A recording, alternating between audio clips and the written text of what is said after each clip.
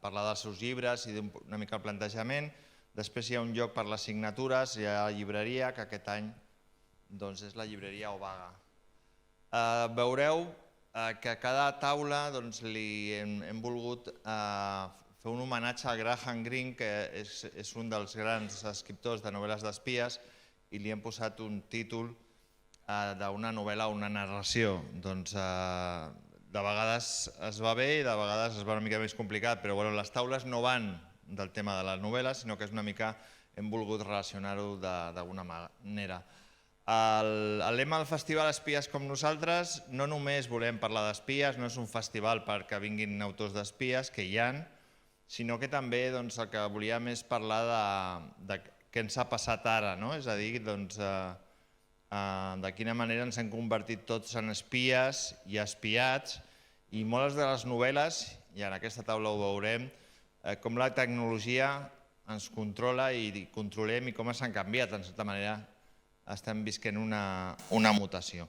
Aquesta taula l'hem posat el títol de Viatge sense mapes, que crec que és una narració del Graham Greene l'any 36 i també té a veure perquè les tres propostes literàries que venen, tant la Lucy Rico com l'Àngela Bassas com a Carlota Suárez, parlen tant d'un GPS com d'assassinar en un festival literari, que espero que aquest no sigui el cas, o de quines maneres es poden veure els secrets en un poble gallec i com es desmunta el que aparentment semblava que era d'una manera.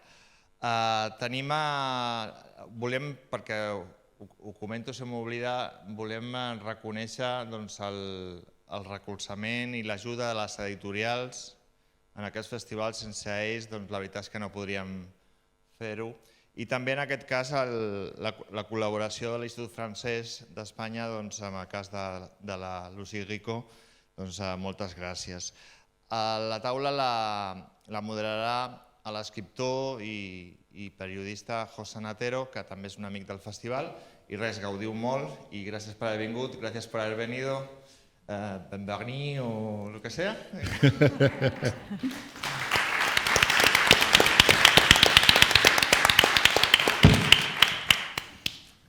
Hola, buena tarde. Bienvenidos, bienvenidas. Gracias por haber venido a este horario un poco intempestivo, más propio de siesta que de reuniones, a este encuentro con tres escritoras que, aunque no tienen una producción muy extensa, sí es muy interesante. ¿Se me oye? ¿No? La tecnología. Yo soy de oreja débil. O sea, o el micro, sí, igual yo casi prefiero micro.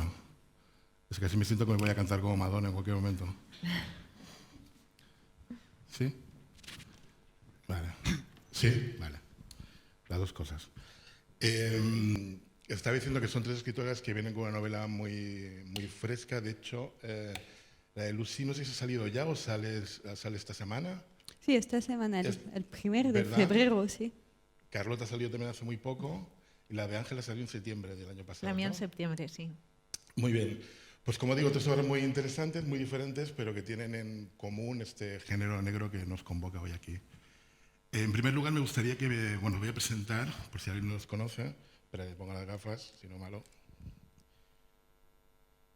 Tenemos a Lucy Rico, francesa de Perpiñán, ha publicado 2 novelas, la última de las cuales GPS, que va a ser editada en español y en catalán por ADN. También es guionista y directora, ¿sí? Sí, vale. Y guionista. Y guionista, sí, sí. Igual hablo muy rápido. Eso es un defecto. Sí, pero ok. Sí. Luego tenemos a Ángela Banzas, de Santiago de Compostela, que ha publicado 3 novelas con unos títulos estupendos. El silencio de las olas, La conjura de la niebla y la más reciente, La sombra de la rosa. Y por último, Carlota Suárez, de Gijón, autora de las novelas Tinta, Una muerte inexplicable, La tumba del rey, y acaba de sacar Muerte en el meridiano, editada por HarperCollins. Muy bien, me gustaría que si puede ser que me hicierais una pequeña sinopsis de vuestras novelas para que se pongan un poco en situación. Sí, si queréis hacemos este orden. Sí, empieza tú, sí. Dale. Entonces soy francesa, es la primera vez que hago eso en español, entonces voy a intentar. Es la GPS, es la historia de Ariane, que está en el paro y no puede salir de su casa porque no tiene trabajo y no siente legitimidad a salir, hasta que su amiga Sandrine comparte su localización del GPS con ella y Sandrine va a desaparecer. La única cosa que se queda de ella es un punto rojo en su GPS porque ha compartido su localización. Y entonces Ariane va a buscar Sandrine en el GPS, a estar con ella en sus recuerdos y en la mapa. En el mapa, muy bien. Ángela, por favor. Pues esta novela, La sombra de la rosa, es un thriller ambientado en Galicia y comienza pues, con el día de matanza en 1910. La matanza del cerdo, entonces ahí aparece pues, muerta una niña, entonces se encuentran, por ese crimen paga un autor maldito, un poeta maldito, en 1910, que es ficticio, y estamos en la isla de Cortegada, en la Ría de Arousa. Durante el tiempo que él es condenado a muerte, a morir en el garrote vil y demás, utiliza esos días para escribir el cuaderno de un condenado a muerte. En este cuaderno cuenta un poco toda su historia, ¿no? Qué es lo que ha pasado y por qué es culpable. Y en tiempo presente, tenemos la línea de 1910 y la del 2002. En el 2002, el más reciente, pues tenemos a una profesora de literatura en la Sorbona y lo que hace es que se encuentra en un punto vital, ella pues de especial vulnerabilidad, se traslada a Galicia y se pone a investigar, a analizar y a estudiar ese cuaderno de un condenado a muerte. Eso le lleva a ella también a darse de bruces con un asesino en serie, que es un autor frustrado, que también emula pues, los crímenes más célebres de la literatura universal, lo que podríamos considerar en esta novela pues, los ángeles caídos de la literatura. Y bueno, estas son las dos principales tramas que tiene la novela y bueno, que tiene otros ingredientes, pues es fundamentalmente de lo que versa. Carlota, por favor. Bueno, pues Muerte en el Meridiano es una invitación a jugar al Cluedo con una escritora muy particular, de la que seguramente luego hablaremos, dos escritoras concretamente, Andrea Sabuga y Minerva Novoa, que bueno, se encuentran en un festival literario que está situado en una isla ficticia, que es la isla de Santa Lucía, una pedanía ficticia de la isla del Hierro. Allí se celebra un festival literario como este. No sé si como en este aparece un cadáver, un cuerpo. ¿Has tenido miedo de venir aquí? ¿Crees que va a haber represalia? No sé, no las tengo todas conmigo. Y bueno, estas dos escritoras, una de ellas es una escritora veterana que ya está harta, porque Minerva está harta de escribir sobre crímenes en el papel. Ella lo que quiere es un muerto de verdad y investigar pues, en la vida real. ¿Y quién no? Y pues nada, ya lo tiene, entonces se van a poner a ello. Y esto solamente es un gancho para entretener al lector o para captar al lector, para pescarlo, ya que hablamos de islas, y para meterlo también entre las bambalinas del mundo literario y bueno, de paso poner sobre la mesa cuestiones que a mí me preocupan especialmente, como la necesidad de pertenecer a la tribu, las etiquetas, los egos y bueno, de paso, pues lo que os digo, jugar al Cluedo conmigo, que espero ganaros la partida. El lema del festival este año es, como ha dicho antes Carlos, es un viaje sin mapas. Y por ahí me gustaría empezar. Preguntaros a las tres acerca de mapas, de territorios. Empezaré por ti, Lucy. Tu novela se titula literalmente GPS, que es básicamente un mapa. Y yo creo, me da la impresión de que también para ti es una especie como de mapa sentimental o emocional o de recuerdos, ¿puede ser? Sí, Háblanos completamente, porque cuando hablamos del virtual, de la pantalla de nuestro teléfono, hablamos de la tecnología fría, pero no lo es. Cuando estamos en nuestro teléfono también tenemos vínculos sentimentales, buscamos por vínculo. Y eso era muy importante porque mi novela también es sobre la amistad y una amiga de por todavía que desaparece. Y el único vínculo que queda es con el teléfono. Eso es estaba para cambiar de perspectiva sobre este teléfono que está, no un objeto frío, pero también algo de sentimiento. Y solo una cosa, el GPS me interesó también porque cuando estamos en una ciudad que no conocemos, estamos todo el tiempo con nuestro GPS como una nueva mapa, como si fuera el presente, pero el GPS, el Google Car, ha tomado las fotos de antes, de 6 meses antes. Entonces es el pasado, navegamos en el pasado como si fuera la realidad del presente. Y eso me interesa mucho, esta perspectiva para un thriller. Muy bien. Ángela, tus novelas pasan en Galicia. Sí. ¿Cómo se permea el paisaje en tu literatura? Pues el paisaje es muy importante. Yo me recreo mucho en él, siempre digo que lo utilizo también, en parte yo como soy gallega afincada en Madrid, lo utilizo también para curar la morriña, ¿cómo no? ¿no? Pero el paisaje tiene mucho más que decir. Por ejemplo, la segunda novela, La conjura de la niebla, y la tercera, La sombra de la rosa, ambas están ambientadas en la Ría de Arousa, ¿no? Y siendo la misma zona, en este caso la isla de Cortegada, pues en La conjura pues era esa misma isla que era ficticia, había tomado la ambientación de esa isla de Cortegada. Y en esta directamente ya hablo de la isla de Cortegada y tomo su historia y demás, pero también sus paisajes, su ambientación tan fantasmagórica, ¿no? Esos inmensos laureles como colosos que alcanzan el cielo, la flora, la fauna, todo. Pero ¿qué pasa? ¿Cuál es la diferencia? En La conjura de la niebla, por ejemplo, yo lo que hago es que utilizo toda la ambientación de la zona, usos y costumbres, escenas muy costumbristas, muy típicas gallegas y demás, lo utilizo para añadir más sensación de thriller, para oprimir más al lector, para generar un poco esa angustia, para moverlo y que sienta un poco... Uy, me lo voy a cargar yo también, voy a ser la siguiente. En cambio, en esta, que es más negra que la anterior, porque estamos hablando de un asesino en serie, estamos hablando de un autor maldito, estamos hablando de una forma de sentir especialmente de descenso a los abismos personales y demás. En esta no quería eso para la ambientación. Es la misma zona, es el mismo paisaje, pero lo que necesito es que la protagonista, que está además en una situación de reconstrucción personal, enfrentándose a ese asesino, a su situación pues familiar y demás, necesito que se refugie dentro del paisaje. Entonces, el mismo paisaje, las mismas tipología de personas, de forma de ser, pero todos son muy gallegos, como, bueno, si lo has leído, pues sabes que es así, pues los utilizo con distintos fines, ¿no? O sea, presto atención, pongo la mirada sobre distintas características. En uno, ya te digo, en este, La sombra de la rosa, cuando va la protagonista, Antía Fontán, va caminando por esa isla de Cortegada, ella lo que encuentra, o por esos jardines o demás, ella lo que está encontrando es bálsamo, es terapia, es paz, ¿no? La que necesita en ese punto de su vida. Así que, bueno, de esa forma utilizo yo un poco el emplazamiento, ¿no? Muy bien. Carlota, tú eres de Gijón, creo que tu primera novela se ambienta en Gijón, pero las dos siguientes en Canarias. Y de hecho la última en una isla que te inventas tú. ¿Puede ser? Cuéntanos de esta isla. Bueno, la verdad es que es un poco casual el que se desarrollen en Canarias las dos últimas.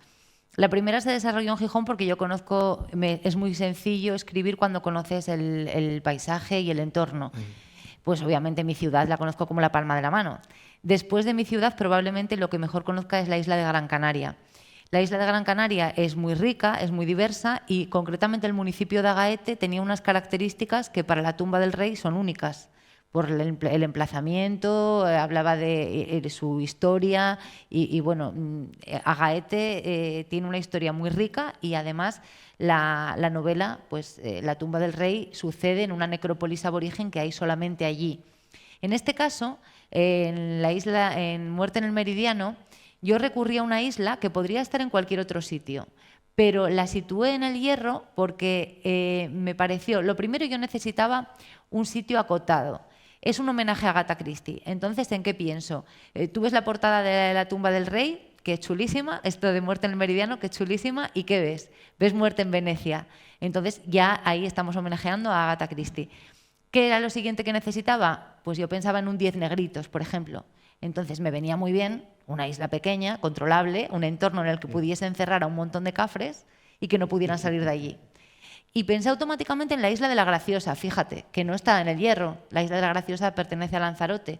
Y yo pensé, la isla de la Graciosa es perfecta, porque no hay coches, no hay carreteras, es una isla pequeña perfectamente controlable, puedes ir caminando a cualquier sitio o en un quad o en una bici, como ocurre en la novela, y además está unida a la isla principal por una línea de ferry, que yo la corto y hoy allí se quedan todos. Entonces decidí que fuese la Graciosa, pero le di una vuelta de tuerca, la llamé la isla de Santa Lucía y la situé al norte del Hierro. ¿Por qué? Porque me parecía muy mágica y muy literaria la idea de una línea imaginaria que fuese el origen de todo. Y todos sabemos que a la isla del Hierro también se la conoce como la isla del Meridiano, históricamente cuando en 1800 y pico, antes del poderío británico, se pensaba que el extremo más occidental del mar estaba en el Cabo Orchilla, que es en el municipio del Pinar, en el municipio del Hierro del Pinar, actualmente. Entonces, si yo situaba la isla de Santa Lucía al norte del Hierro, ocurría todo por donde pasaba o por donde se creía que pasaba el meridiano cero. Eso no me digáis que no es muy Agatha Christie. Totalmente. Y además tenemos la ubicación aislada, valga la redundancia, entonces era la situación perfecta. Muy bien. Abundando en el tema de mapas, se me ha ocurrido que, bueno, se suele decir que los escritores somos o de mapa o de brújula. Supongo que lo habéis escuchado más de una vez. Escritores, para que no lo sepa, escritor de mapa es aquel que planifica muy la novela, todos los capítulos que va a tener, lo tiene muy claro y luego va pues, un poco siguiendo este recorrido. Y los que somos de brújula somos aquellos que sabemos en qué dirección queremos ir, pero no tenemos ni idea del recorrido y vamos un poco aprendiéndolo paso a paso. Al respecto, me gustaría saber de qué tipo sois vosotros, si os consideráis, y sobre todo, cómo os afrentáis a la página en blanco, a una nueva obra. Si seguimos con el orden, con Lucy, sí, Lucy. Sí, okay. Sí. No sé, pienso que en mi libro podemos perdernos en mi libro. Ya el narrador es en el tú, la persona que habla es en el tú. Y entonces no sabemos quién habla quién dice la historia. Y por eso, no sé si pienso que la brújula desapareció en mi novela, porque la brújula es Sandrine. Siempre ha sido la brújula de Ariane, que es un nombre muy simbólico, me gustan los símbolos. Por el hilo, ¿no? De Adrián. Sí. El hilo, el minotauro. Sí. Y entonces, como desapareció, todo no sabe cómo orientarse. Y la novela quería jugar con un sentido de orientación perdido, que no sabemos dónde va a traernos. Si toma direcciones muy raras. Y me gusta jugar con el lector también, con hacer pequeños juegos. Y hay muchas coordenadas en mi novela, pero no apuntan a nada. No son falsas, son códigos, no son falsas, pero son códigos y sí podemos decriptirlos y cambiarlos en frases. Y entonces hay un juego con la orientación que siempre ha sido, no sé si era la pregunta. También, ¿cómo te enfrentas a la página en blanco? Cuando tienes una idea para una obra, ¿cuál es tu proceso? ¿Te documentas? ¿Te haces un esquema como una escaleta o directamente te lanzas al barro y a ver qué ha pasado? Sí, como soy guionista, tengo la historia en mi mente mucho antes. Y la primera idea para GPS era hacer una adaptación de La ventana indiscreta de Hitchcock. Hay Agatha Christie, hay Hitchcock, pero en vez de la ventana era la pantalla del teléfono, porque también esconde a cosas y muestra cosas. Pero sí, lo tenía todo en mi mente antes de escribirla. Muy bien. ¿Ángela? Pues mapa o brújula, muy buena pregunta. Yo me gusta creer que soy lo suficientemente organizada como para tener mapa. Me gusta pensar eso, pero la verdad es que funciono más con brújula. A veces la brújula funciona mejor y otras funciona un poquito peor.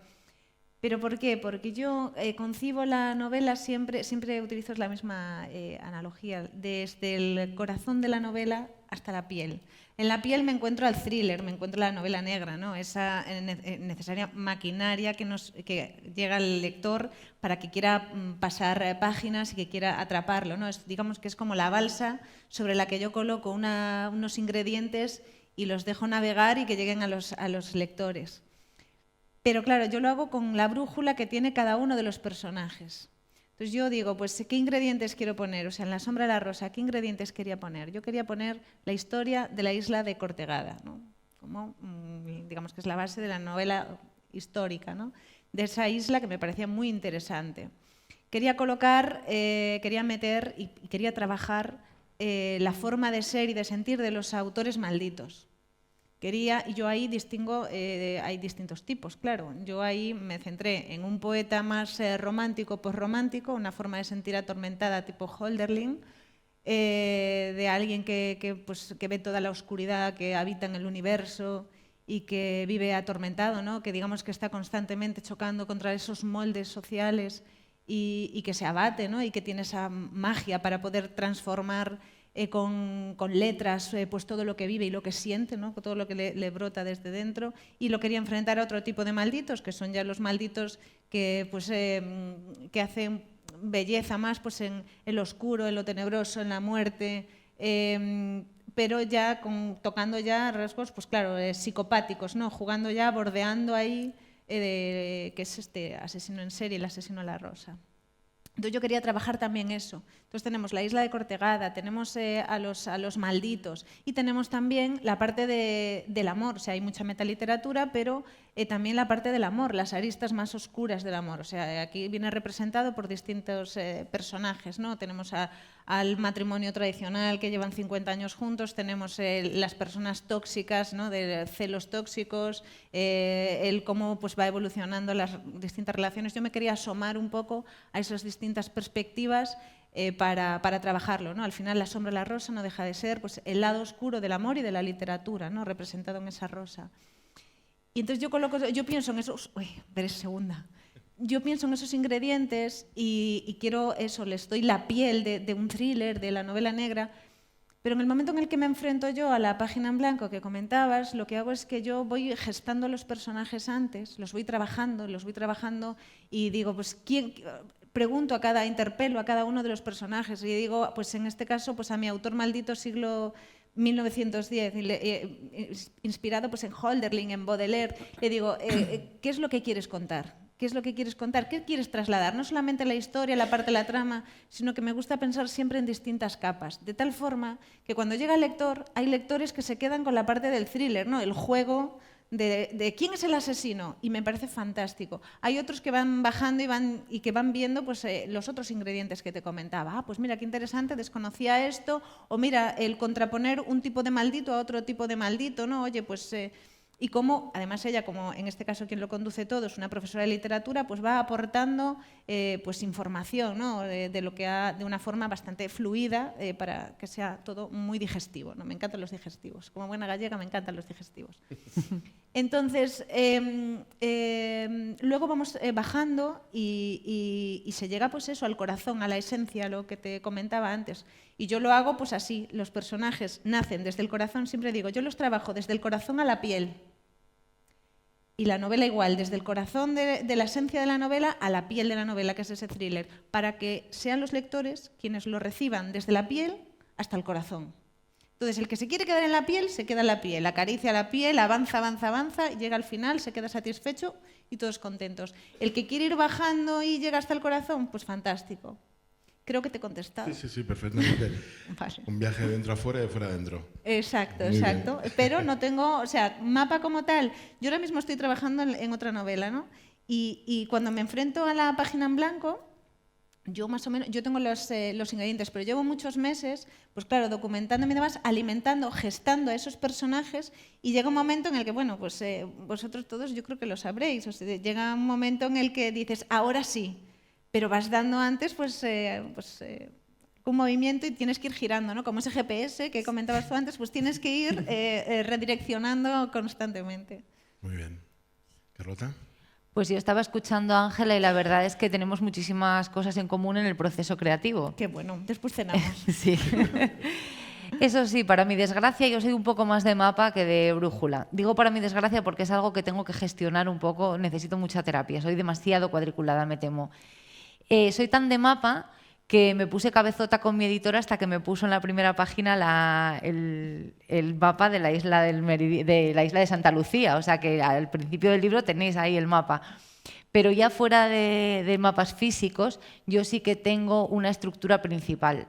Tengo una estructura principal que luego puedo saltarme, pero hay dos cosas que no me salto nunca, que son la idea principal, que es de la que parto, y la idea final, que es el final yo tengo que tenerlo escrito, tengo que saber cómo termina. Y luego sí que es verdad que pongo mucho empeño en construir personajes sólidos, y todos tienen una biografía, hasta el personaje más secundario de la novela tiene una biografía, yo sé dónde estudió, sé dónde nació, sé que le gusta comer, aunque no te vayas a enterar, ¿no? Eso hace que cuando los escritores hablamos de esa manera que parece tan mágica y tan literaria, que es decir, no, es que la novela se escribe sola, es que yo me pongo y los personajes me llevan donde yo Nunca quiero. he dicho eso. Bueno, esto que decimos, que se dice, a veces tiene un punto de verdad. Es como las leyendas de las ancianas. Un punto de verdad sí que tienen, porque si el personaje está bien construido, tú lo pones en una situación y el personaje te lleva, pero te lleva porque no es que te lleve él, es que tú has construido un personaje que en esas circunstancias actuaría de una determinada manera para ser consecuente con la construcción, ¿no? Con su biografía. Y en realidad yo creo que nadie somos de brújula o de mapa, sino que todos somos de los dos. Lo que pasa es que quizás con mayor tendencia o mayor porcentaje de uno o de otro. Y bueno, yo creo que más o menos, yo el tema de la página en blanco no lo entiendo como página en blanco, precisamente porque me pasa como decía ella. Yo tengo todo en la cabeza antes de empezar, todo, no todo, sino lo básico, esa idea principal y ese a dónde quiero llegar antes de enfrentarme a la escritura. Con lo cual, esa página ya no está en blanco, está como gris. Lucy, al empezar a leer tu novela, me aluciné bastante porque está escrita en segunda persona. Sí. Y digo, no habré sido capaz de hacer toda la novela. Y lo primero que hice fue avanzar y lo ha hecho. Me parece una opción muy valiente, muy arriesgada. ¿Qué buscabas con ello? Pero sí, escribí la novela a la primera persona, pero no funcionaba. Y después en la tercera persona, pero como era un personaje femenino que buscaba otro personaje femenino, no entendí nada, sí, fue muy complicado. Entonces encontré el tú en la segunda persona porque para este doble voyeurismo que tenemos cuando buscamos algo en nuestra pantalla, pero también estamos mirados por los algoritmos, por nuestro teléfono que también nos controla. Y entonces me gusta mucho esta segunda persona, pero es muy fácil escribir en la segunda persona, porque no sé si lo haces, pero cuando me hablo a mí misma, cuando olvidé algo, por ejemplo, dijo, olvidaste algo. Entonces sí, es como hablarse en su cabeza, es muy fluido. Pero es muy poco habitual. En la literatura sí, y no sé por qué. Sí, lo primero que me vino a la cabeza fue La caída de Camus, de Albert Camus, es el primero que me vino a la cabeza. Una novela de Camus que es un tipo que habla le cuenta su vida en Ámsterdam. No la conozco. No. Es la primera que me vino a la ¿Cómo cabeza. se llama? La caída. La caída, no. Sí. La chute, ¿está en la segunda persona? Sí. No me acuerdo. Sí, sí. Ok. Ángela, tú por el contrario, tus dos primeras novelas son en tercera persona y en esta has cambiado la primera. Sí. ¿Por qué ha sido el motivo? Me gusta creer que en este sentido que di un paso al frente, porque como bien comentaba antes, trabajo tanto los personajes, también, como decía también Carolina, Carlota, perdón. Trabajo también muy bien los personajes, entonces llegar a respirar, sobre todo en el caso de Guillermo de Foz, que es el autor maldito, como él, sentir como él y todo, pues para mí implicó muchísimo más. Pero consideré que era necesario para dotarle de más fuerza a su forma de escribir. O sea, que hay dos registros narrativos muy diferentes. Él escribe una prosa poética muy barroca y claro, estando en primera persona lo sentimos más. Yo creo que este era mi objetivo. También es verdad que siempre digo, se llevó alguno de mis latidos, de mis propios latidos, de mi propio aliento, se lo llevó él, y después de escribir esta novela me quedé en un estado un poco convaleciente, de UCI, porque claro, te metes tanto en el papel que al final tiene sus consecuencias, claro. En el caso también de la profesora, también está en primera persona, y el asesino de la rosa, que va dejando notas, sobres con notas, sobres lacrados, y también está en primera persona. Entonces, quería que fuesen además voces muy perfectamente reconocibles y muy diferenciadas, claro. Y la profesora también, ahora que estabas comentando la segunda persona, le metí lo de la voz también interior. Y claro, y justamente es que lo estabas diciendo, y digo, claro, es que es en segunda persona, ¿no? Y bueno, me pareció también muy interesante como válvula de escape dentro de la novela, eso, junto con las escenas costumbristas, que son más humorísticas, pues para descongestionar un poco, ¿no? esa tanta emotividad y tanta emoción en el lector. Entonces, para ir jugando con esos tempos necesarios, ¿no? Para disfrutarlo bien todo, fui jugando con eso, con las voces, y sobre todo pues tenía que ser una primera persona. En este caso sí me he atrevido. Hay pasajes que están en tercera, en 1910, cuando se necesita explicar un poco la situación más histórica y demás, pues necesitaba tener una visión mucho más amplia y necesitaba recurrir al narrador omnisciente. Pero el resto no, porque la profesora Fontán acaba de divorciarse, ¿no? Y entonces este relato que ella deconstruye un poco, de que parte de sentirse víctima y demás, y se va fortaleciendo y va ampliando su vista, su visión, su mirada, ¿no? Que habla tanto de la mirada, de todo lo que ha ido mutando, pues ella, o sea, no hay blancos ni negros, ¿no? Hay toda una amplia gama de grises en las relaciones humanas, y ella va un poco, pues tenía que ser, yo creo que en la primera persona creo que ha sido un acierto en este sentido, igual que con el autor maldito tenía que ser él, o sea, está escribiendo un cuaderno en el que se está contando su historia, ¿no? Necesita, además es escritor, necesita dejarlo plasmado, cuál es su historia, y tenía que ser también, yo creo que la primera persona. Muy bien. Y tú, Carlota, tus personajes son una primera persona muy radical, con mucha mala leche. Creo además que no busca la empatía del lector, pero de alguna manera conecta con él, porque es un personaje muy atractivo por sus opiniones. Háblame un poquito de este personaje, esta protagonista. Bueno, pues yo creo que tenemos un nexo común las tres, estaba dándome cuenta ahora, porque en Muerte en el Meridiano hay también un observador de vez en cuando que también está escrito en segunda persona, con lo cual, bueno, somos tres valientes, lucimos. En cuanto a Andrea Sabugo, que es la narradora y la protagonista, una de las protagonistas de Muerte en el Meridiano, bueno, Andrea es una cafre, sí, es una escritora egocéntrica, tiene un espectro, aunque yo no se dice abiertamente en el libro, tiene un espectro un poco autista, y yo lo que quería era con el lenguaje describir al personaje, sin necesidad de decir esta tía es una autista, sino que lo viese el lector. Y bueno, creo que en la primera página ya se nota, ¿no? Ella escribe, bueno, habla sin filtros, entonces no le importan las consecuencias, dice las cosas tal cual. Está escrita con frases cortas,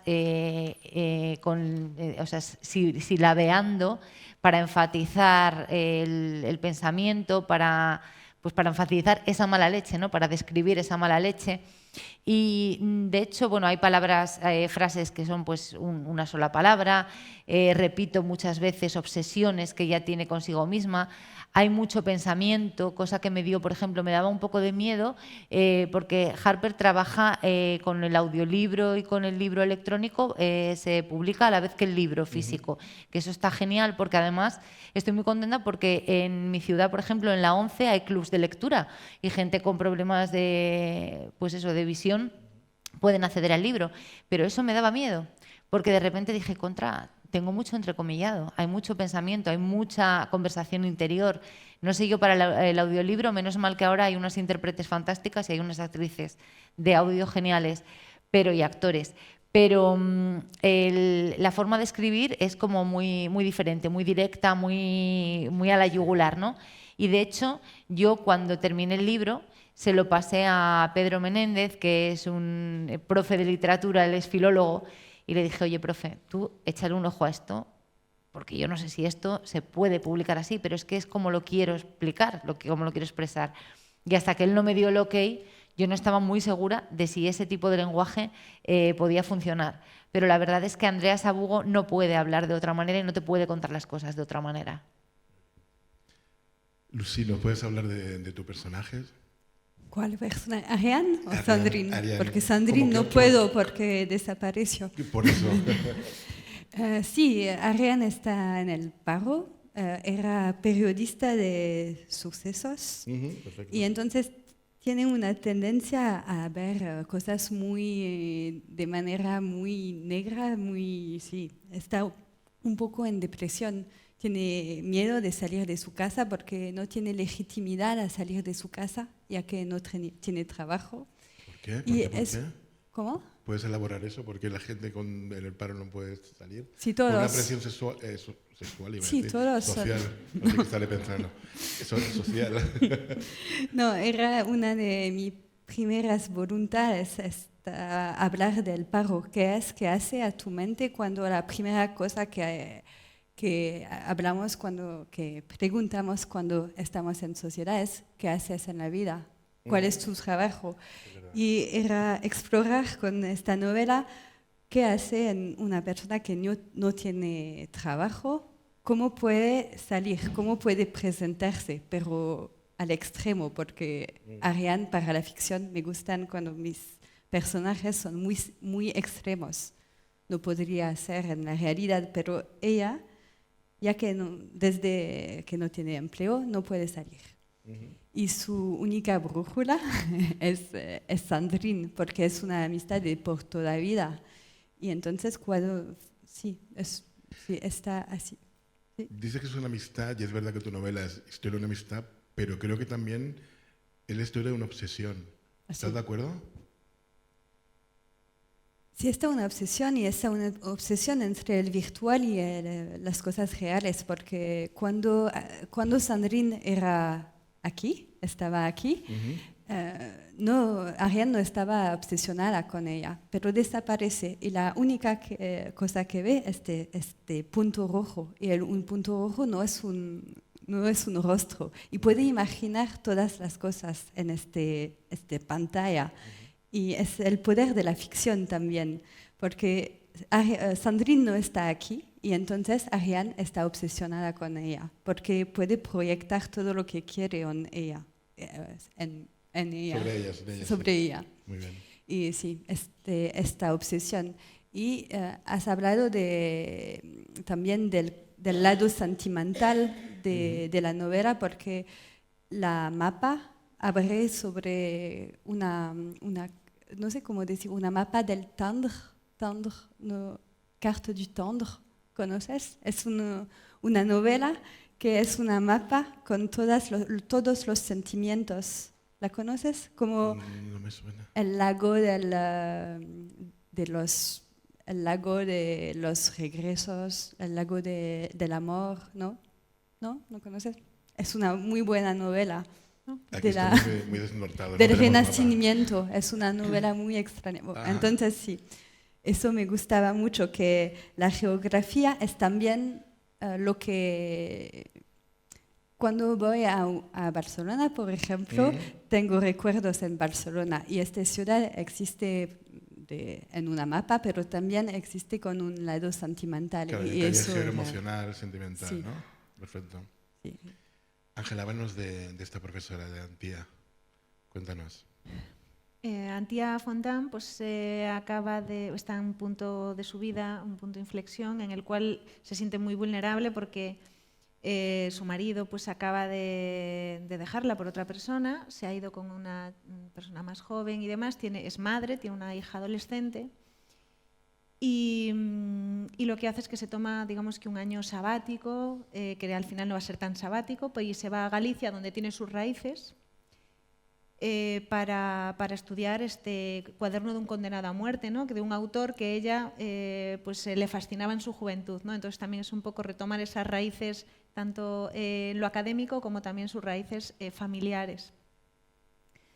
¿Qué hace ella? Pues mientras está leyendo pues, este cuaderno y demás, que tiene una carga emocional tan grande, y va descubriendo sus propias raíces, rellenando un poco esos silencios del pasado que vienen por parte de su abuela, que muere al poco de empezar la novela, y ella pues se desconoce totalmente, o sea, no sabía ni de que venían de Galicia, lo sabía, pero no sabía nada más, no sabía qué había pasado allí. Entonces yo creo que ahí yo también lo que quería era un poco pues esos silencios que tenemos todos a veces, incluso en nuestro entorno, ¿no? En nuestra familia. Siempre, al final las novelas trabajan el tiempo, ¿no? Igual que otras artes trabajan el espacio, la novela trabaja el tiempo, y entonces rellenar todas esas zonas más oscuras, más sombrías del pasado familiar, de un linaje, para proyectar, digamos, que cierta luz hacia sus pasos, ¿no? Para saber un poco hacia dónde seguir caminando. Y esto es un poco lo que hace ella, al mismo tiempo que va también pensando, y con el tema del tiempo, va recordando fragmentos de su pasado matrimonial, de su relación, y ahí es donde va viendo, van adquiriendo cuerpo, va todo lo que ha pasado, ya no solo con su marido, sino también en ella misma, ¿no? Entonces, claro, ahí decía yo antes, nada es y nadie es ni blanco ni negro. Hay muchos grises, y entonces ella va entendiendo un poco eso, y también con ella misma. Va mutando, al final es un proceso de transmutación que tiene la propia profesora Fontán, y se va conociendo un poco mejor a ella misma. Entonces, digamos que se van iluminando partes de ella, de su pasado, y también de su futuro a través de la lectura de ese cuaderno, que le permite conectarse con lo que es su historia familiar y el futuro que vendrá.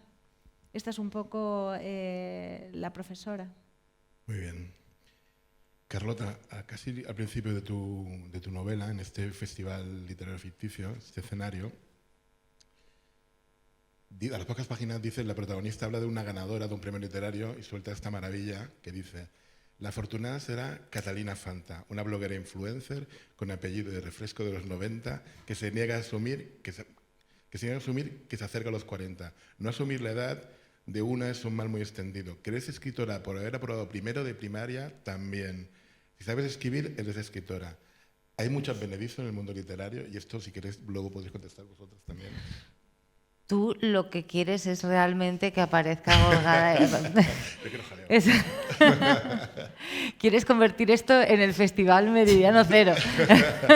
No, pero fíjate, yo doy clases de escritura creativa y me da la impresión de que la gente que llega a aprender, la mayoría con mucho interés, pero creo que no, hay la sensación de, como sé decir una frase entera, pues ya sé escribir.